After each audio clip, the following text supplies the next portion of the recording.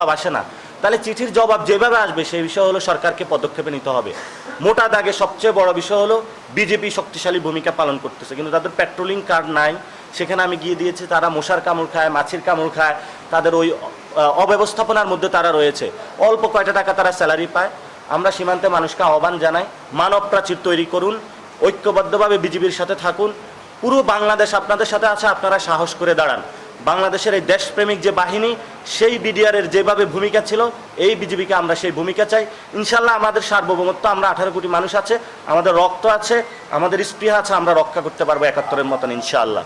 এই বাজেট কিভাবে দুর্নীতি বন্ধ করবে? বড় বাজেট মানে সেটাকে কিন্তু বড় দুর্নীতি করারও সুযোগ থাকে।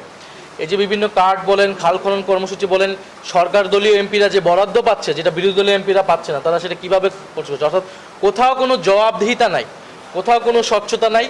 এবং অর্থমন্ত্রীর পুরো বক্তব্যে আপনারা কিন্তু পাবেন না যে কিভাবে যে ঋণ খেলাপিদের টাকা তারা ফেরত নিবে, পাবেন না যে লুটেরা যারা গোষ্ঠী ছিল আওয়ামী আমলের, সেই টাকা কিভাবে তারা আদায় করবে।